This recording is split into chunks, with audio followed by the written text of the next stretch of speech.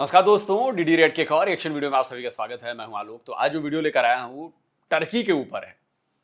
अग्नि 5 मिसाइल जो हमने टेस्ट की अभी कुछ दिनों पहले ही, उस पर टर्की की मीडिया में बड़ा बवाल मचा हुआ है जी।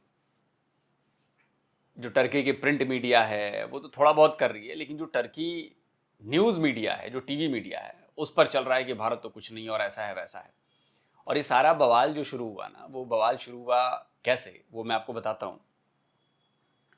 अब ये देखिए, जैसे इंडिया.com ने लिखा है ना कि why is Pakistan friend Turkey worried after India's Agni 5 ballistic missile test.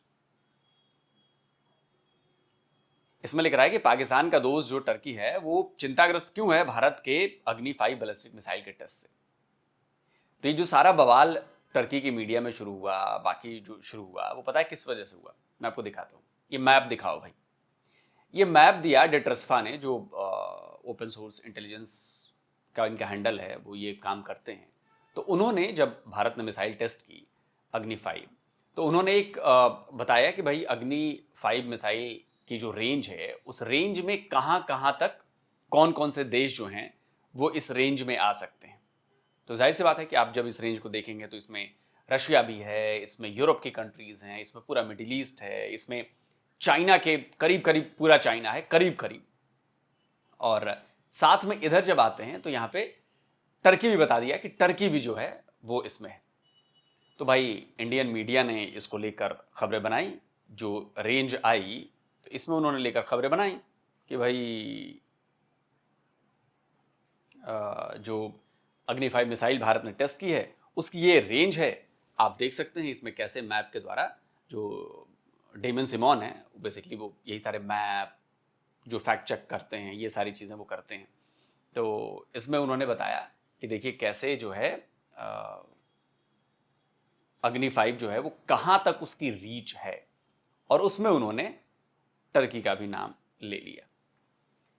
अब टर्की का नाम लिया तो भाई बवाल मच गया। अब देखिए क्या क्या, जो एक ये है ग्लोबल डिफेंस कॉरपोरेशन है। अब ये कहाँ की वेबसाइट है मुझे नहीं पता, लेकिन जिसका जब डोमेन मैंने चेक किया तो ये जर्मनी में शायद रजिस्टर्ड है। तो ये लिखता है कि Indian media threatens Turkey with अग्नि 5 ICBM strikes if it does not stop army Bangladesh and Pakistan. अब ये कह रहा है कि इंडियन मीडिया जो है वो टर्की को धमकी दे रही है अग्नि 5 मिसाइल से उड़ाने की, कि अगर तुमने बांग्लादेश और पाकिस्तान को हथियार बेचने बंद नहीं किए तो। जबकि मुझे लगता है कि ऐसा कोई भी काम जो है हमारी तरफ से नहीं किया गया है धमकाने का, ये करने का, लेकिन ये कर रहे हैं।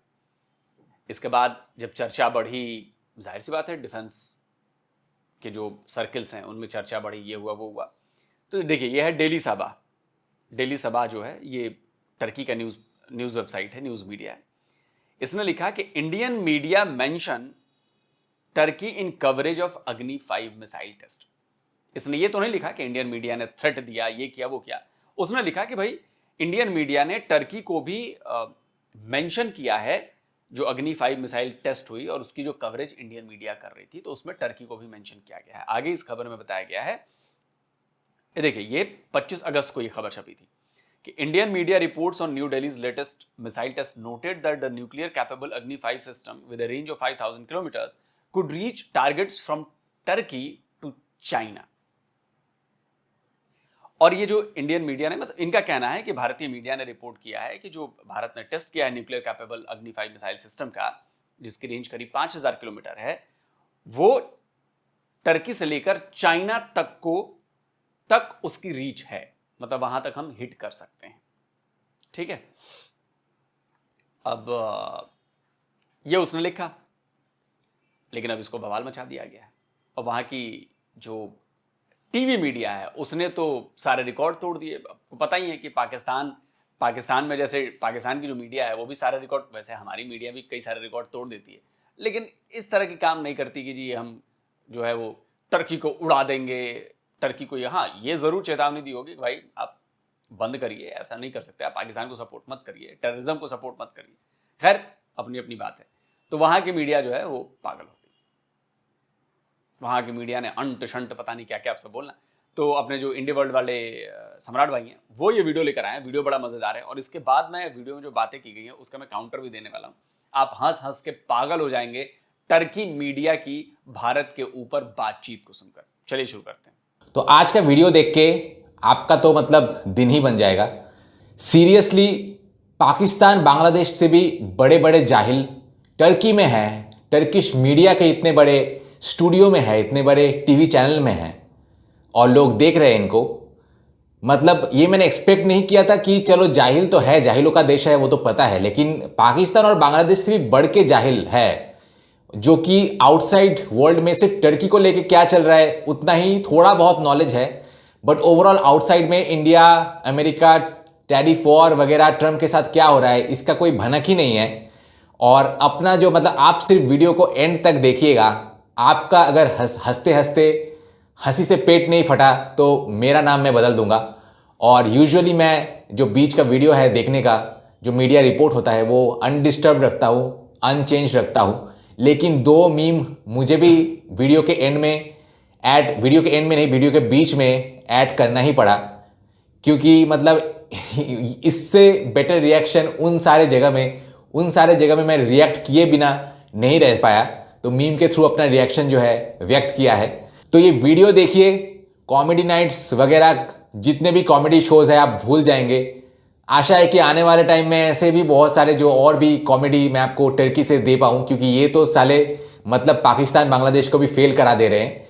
तो वीडियो को देखिएगा और फिर आपको पता चलेगा कि किस चीज़ की इतनी हंसी है और किस चीज़ के बारे में जो है वो ऐसे ऐसे कमेंट्स है, ऐसे ऐसे रिमार्क्स है, वहाँ पे आप हंसे बिना रह नहीं सकते। और फिर कमेंट सेक्शन में तो जो मज़ा किया है, जो मस्ती लिया है, वैसे कुछ सिंसियर सिटीजन्स हैं, उनको भी पता है कि सस्ता नशा करके ये लोग रिपोर्टिंग कर रहे हैं, तो उसके बारे में मेंशन भी किया है। और जो मैंने ली है टर्किश कमेंटर्स की, वहाँ पे भी आपको फुल ऑन मज़ा आएगा। तो ओवरऑल वीडियो जो है मीडिया की रिपोर्ट और फिर कमेंट सेक्शन दोनों ही काफ़ी एंटरटेनिंग रहने वाला है। तो वीडियो को मिस मत कीजिएगा और कमेंट सेक्शन बिल्कुल मत मिस कीजिएगा। So let's start.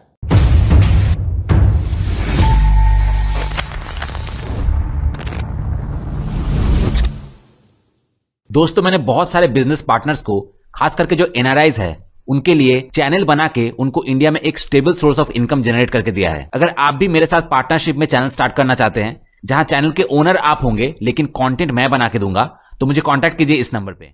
By the way, मेरे पहले एसएमएस शॉर्ट फिल्म की हिंदी डब वर्जन आ चुकी है। अगर आप देखना चाहते हैं तो डिस्क्रिप्शन में आपको लिंक मिल जाएगा। ये इंडिया का एक और मिसाइल टेस्ट है। उन्होंने न्यूक्लियर मिसाइल का टेस्ट किया। ये एक इंटरकॉन्टिनेंटल बैलिस्टिक मिसाइल है जिसकी दूरी 5000 किलोमीटर बताई जाती है। कहा जाता है कि इसका वजन लगभग 50 टन है और यह 24 मैक की रफ्तार तक पहुंच सकती है। इसमें सॉलिड फ्यूल का इस्तेमाल किया गया है और इसे बहुत ताकतवर दिखाने की कोशिश की जाती है। आइए इसकी तस्वीर दिखाते हैं और आवाज भी सुनते हैं। The possibility is that the zigzag pattern is a result of the missile's payload configuration. The Agni 5 is capable of carrying multiple... हाँ, ये बस टेक्निकल स्पेसिफिकेशंस बताते रहते हैं। भारत बहुत दावे करता है, लेकिन असल में यह तो भारत में किया गया एक और न्यूक्लियर एक्सपेरिमेंट ही है। हाँ, इंडिया के पास परमाणु हथियार हैं, लगभग 180 बॉम्ब्स, लेकिन ये ज्यादातर पाकिस्तान के खिलाफ ही रखे गए हैं। पाकिस्तान के पास भी करीब 165 परमाणु हथियार हैं। ये साफ है कि रशिया ने भारत को इसमें मदद दी है। यार मैं एक चीज़ कहना चाहता हूँ, ये जो भाई साहब इन्होंने कहा कि भाई भारत के पास इतने नंबर ऑफ परमाणु बम हैं और ये पाकिस्तान के लिए रखे गए हैं। अबे अकल के घोंचू, मेरे पास मिसाइल है, वो सिर्फ पाकिस्तान के लिए मिसाइल रखूंगा मैं? मतलब अगर जरूरत पड़ेगी टर्की पर हमला करने की तो मैं नहीं करूंगा। नहीं, ये सिर्फ पाकिस्तान के लिए जी, ये एक्सक्लूसिव फॉर पाकिस्तान है। क्या यार, ये कोई नया मामला नहीं है। भारत के पास 1980 के दशक से ही यह सब है। हाल ही में भारत और पाकिस्तान के बीच फिर टकराव हुआ और भारत ने जीत का दावा किया, लेकिन स्वाभाविक है कि हमने पाकिस्तान का साथ दिया और असल में पाकिस्तान ही जीता।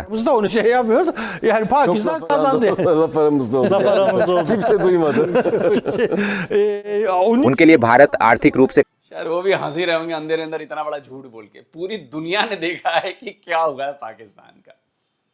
पूरी दुनिया ने देखा कि पाकिस्तान के एयर बेसिस कैसे आग की लपटों में थे। वो ऑस्ट्रिया के, स्क्रीनशॉट लगा देता हूं, ऑस्ट्रिया के एक डिफेंस एक्सपर्ट हैं, वो उनका तो दावा है कि 19 पाकिस्तानी जेट्स जो हैं हमारे हमले में नष्ट हुए।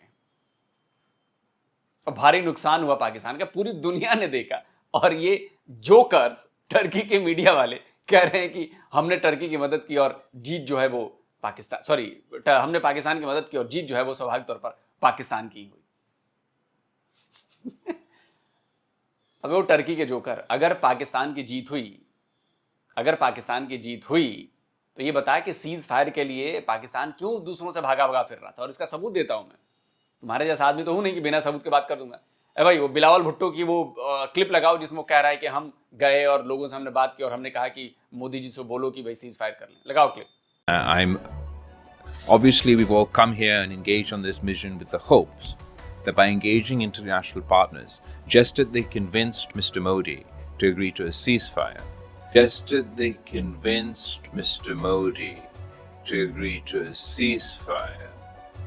they perhaps can convince the Modi government to agree to a comprehensive dialogue, where Pakistan has appealed to the international community to assist us in our pursuit for peace. Where Pakistan has appealed to the international community to assist us in our pursuit for peace.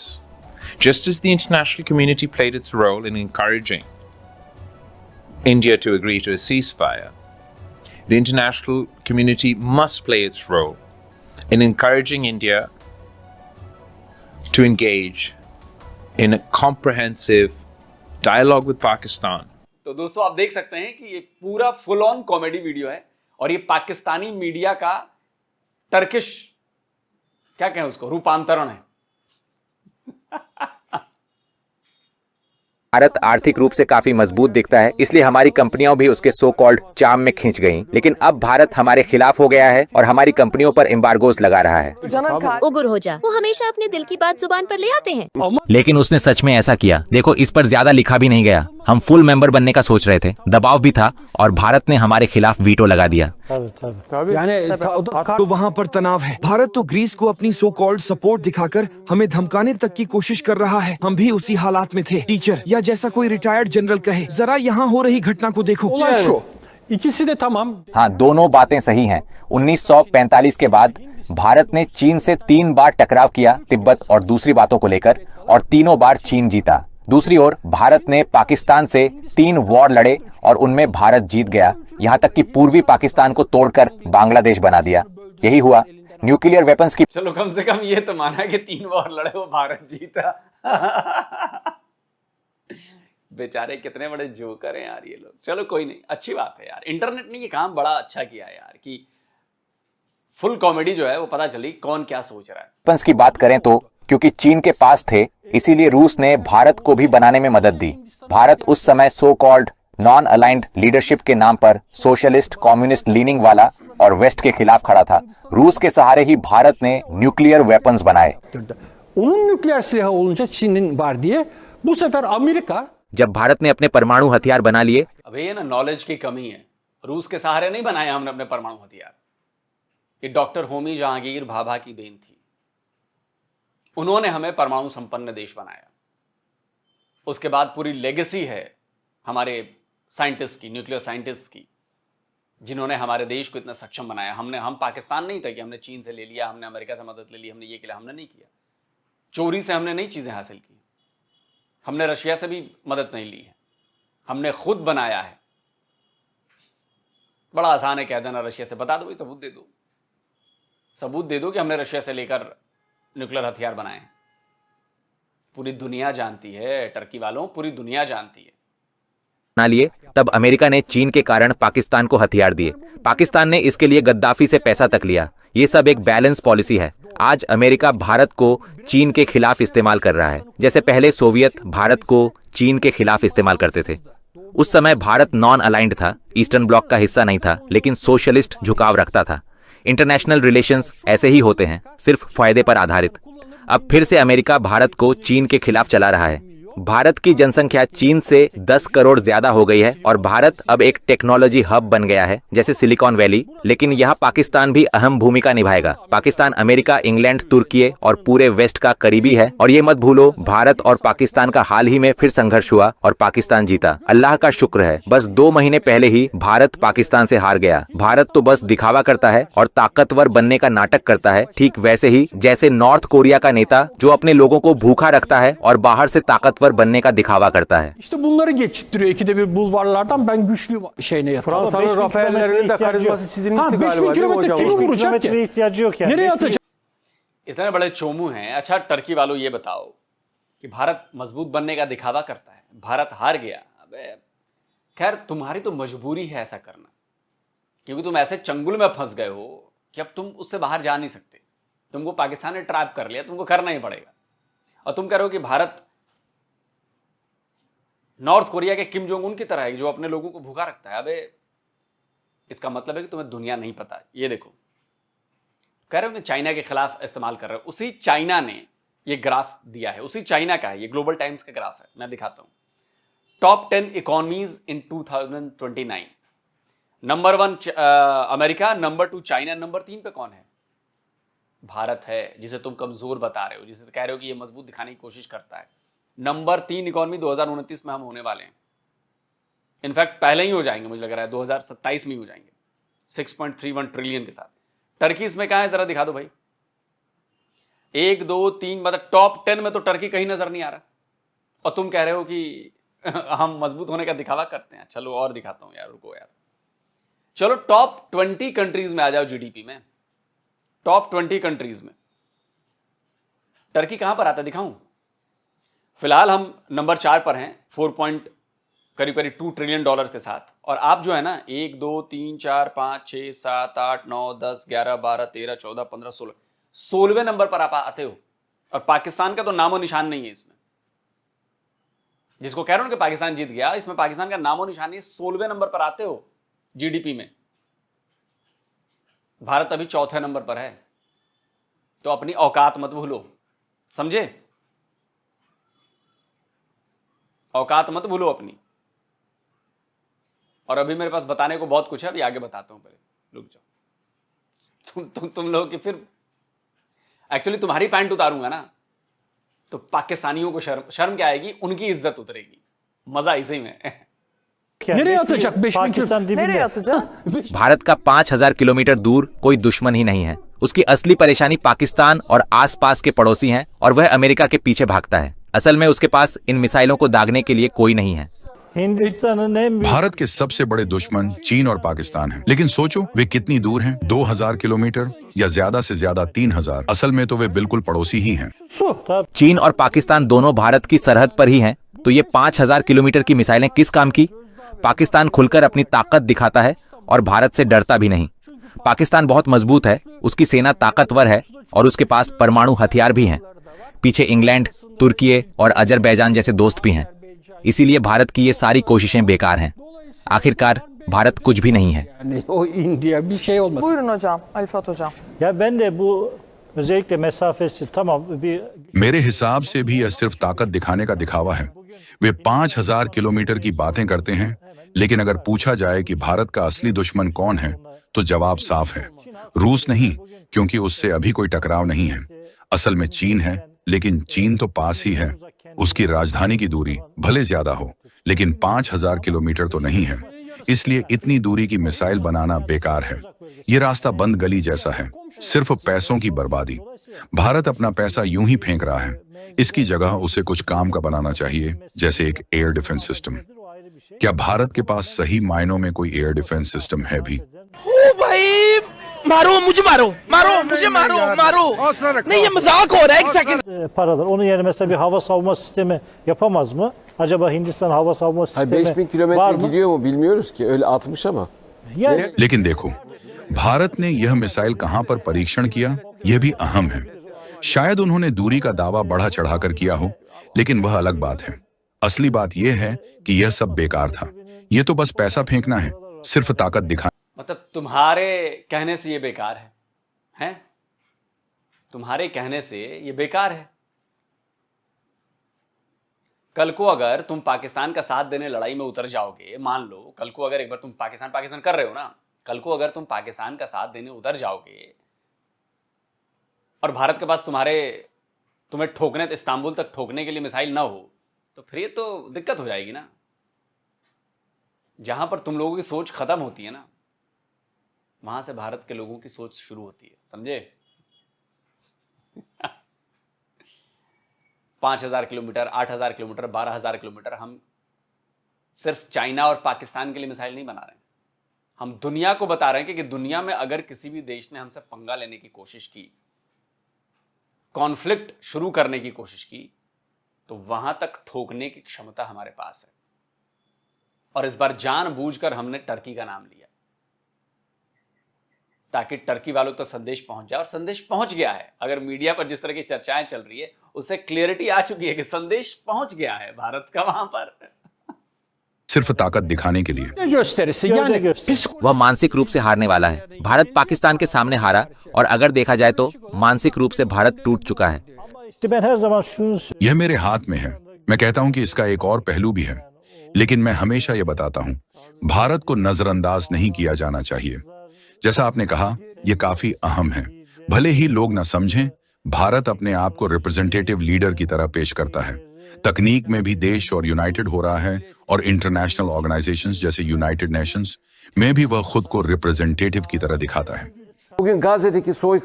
आज Gaza में चल रहे genocide के दौरान Bharat Israel का सबसे बड़ा supporter बना हुआ है। तो जब इन सब बातों को मिलाकर देखा जाए तो साफ दिखता है कि भारत अब भी इंपीरियलिस्ट पावर्स के कब्जे में है। चाहे उसके पास कितना भी पैसा हो, आर्थिक ताकत हो या बड़ी जनसंख्या, आखिर में भारत वही करता है जो इंग्लैंड और वेस्ट कहता है। अनपढ़ है क्या? पागल है? कैसी बातें कर रहा भाई? अब जरा सोचिए, ये जो बातें ये कह रहे, बात सही मीम लगा कि अनपढ़ है क्या, पागल है क्या। अगर हम वेस्ट के हिसाब से चल रहे होते तो आज हम रशिया से तेल खरीदना बंद कर चुके होते। भाई यूरोप और ट्रंप क्यों हम पर टैरिफ लगा रहे हैं? इसी वजह से ना, क्योंकि हम उनके मुताबिक नहीं चल रहे, और ना आज तक हम चले हैं। तो ये खुद अपनी ही बातों में फंस गए। बताइए, अब जो भी सुनेगा, अगर कोई सेंसिबल बंदा सुनेगा जो जियोपॉलिटिक्स की समझ रखता हो, जियो इकोनॉमिक्स की समझ रखता हो, वो तो गालियां ही देगा ना कि क्या ये फालतू की बकवास जाहिलों की तरह की बात कर रहे हैं। ये मुझे लगता है कि कजन मैरिज का इफेक्ट वहां तक पहुंच गया क्या? टर्की में भी दिमाग काम करना बंद कर चुका है इनका। Peki, şimdi kapatıyorum bu sayfayı müsaadelerinizle ve एक आखिरी सवाल बाकी ही रह गया। भारत आखिर यह 5,000 किलोमीटर वाली मिसाइल किस पर दागेगा? soru bu. सच कहूँ तो मुझे नहीं लगता कि भारत ने सच में 5,000 किलोमीटर हासिल किया है। मेरे हिसाब से ये सिर्फ भारतीयों का हवाई दिखावा है और कुछ नहीं। वो मिसाइल तो समंदर में ही जाकर गिरेगी। अगर अमेरिका की तरफ फेंक दें, शायद उन्हें थोड़ा परेशान कर दे, पता नहीं, शायद बस दिखावे के लिए ही ऐसा किया होगा। तो सबसे पहले सेवेथ रे राक ने लिखा है कि क्या हम 5,000 किलोमीटर के रेंज में नहीं आते? थोड़ा तो लॉजिक रखो दिमाग में। भारत इन मिसाइल से हमें रेंज में लाके हमें डरा रहा है। ये डर मुझे अच्छा लगा, क्योंकि हम पाकिस्तान की मदद कर रहे हैं। उसके बाद हसन सारा ने लिखा है कि अंकारा और नई दिल्ली की दूरी 5,000 किलोमीटर है, लक्ष्य बिल्कुल स्पष्ट है। उसके बाद बताइए, अब मतलब ये टर्की के लोग ही बता रहे हैं कमेंट करके कि अरे क्या तुम लोग मीडिया में चला रही है बकवास। टर्की तो है ना, और वो पाकिस्तान की मदद करें, जो बात मैंने पहले कही, वो क्लियरिटी तो है ना इसमें। मूरत कारातास ने लिखा है कि हमारा काम लोगों को धोखा देना है, जिसके रिप्लाई में मैंने लिखा है कि वाह, मतलब पहली बार एक टर्किश आदमी को देखा जिनको अपने बारे में और अपने देश के बारे में एकदम परफेक्टली पता है। उसके बाद रुस्तम ने लिखा है कि दूसरों की आलोचना करने की जगह अपनी आलोचना कीजिए। हम एक ऐसा देश है जो कि फालतू के बकवास करना ज्यादा पसंद करते हैं। उसके बाद हॉल्टर गन ने लिखा है कि ये मिसाइल भारत को किसने दी, जिसके रिप्लाई में मैंने लिखा है कि तेरे बाप, यानी कि भारतीय साइंटिस्ट ने। उसके बाद ओटन गानवे ने लिखा है कि हम बिना हिजाब वाले रिपोर्टर रहने से वो न्यूज नहीं देखते हैं। इट्स इंटरेस्टिंग कि हमारे देश में ये आमिर, शाहरुख, सलमान बहुत फेमिनिज्म का ज्ञान पेलते हैं, लेकिन जब ये पाकिस्तान और टर्की में जाते हैं तब ये सब चीज़ देख के उनकी जो फेमिनिज्म है वो अंदर से बाहर निकल जाता है। इन लोगों की हिपोक्रेसी अगर देखना है ना, तो इनकी 90s वाले मूवीज़ देखो कि वो किस तरीके से एक्चुअल फीमेल ऑप्रेसिंग मूवीज़ बनाते थे। और आज जो है, आज जहाँ पे ज़रूरत नहीं है वहाँ पे वो फालतू के स्यूडो फेमिनिज्म को बढ़ावा दे रहे हैं, लेकिन तब जब 90s में एक्चुअल फेमिनिस्ट होने की जरूरत थी, ये मोस्ट शोविनिस्टिक और फीमेल के अगेंस्ट डिस्क्रिमिनेशन वाले, जहां पे मार पीट रहे हैं, ऐसे मूवीज बनाते थे। उसके बाद मूरत कारतास ने फिर से कमेंट किया कि हमने भला क्या किया, मुझे क्यों तोड़ा? बेचारा मूरत कारतास कमेंट सेक्शन में बहुत डरा हुआ है। उसके बाद गरीब एंटर्क ने लिखा है कि सभी लोग दुआ करो, जिसके रिप्लाई में मैंने लिखा है कि दुआ करना। चलिए, अब कमेंट्स आपने देख लिए, आप समझ गए टर्की के लोग ही टर्की का मीडिया का मजाक बना रहे हैं। लेकिन अब देखिए, मजाक में जरा रियलिटी पे आता हूं। रियलिटी ये है, मैं दिखाता हूं। ये देखिए, टर्की का न्यूज़पेपर है डेली सबा। कितना एक्सपोर्ट है भाई इसका? साल 2024 में क्या लिखा है? Turkey's exports hit new record of $262 billion despite painful 2024। 2025 की रिपोर्ट है ये, जनवरी की। 2024 में इन्होंने $262 बिलियन का एक्सपोर्ट किया है। भारत का एक्सपोर्ट बताऊं? भारत का एक्सपोर्ट ने 6.01% ग्रो किया और हम $824.9 बिलियन पहुंच गए ना, कि $825 बिलियन का हमने एक्सपोर्ट किया 2024 में।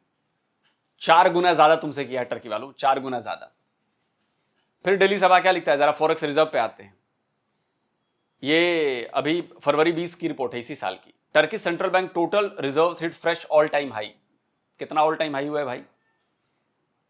खबर में बताया गया है कि $173 बिलियन जो है इनका फॉरेक्स रिजर्व वहां पे पहुंच गया है, $173 बिलियन पे।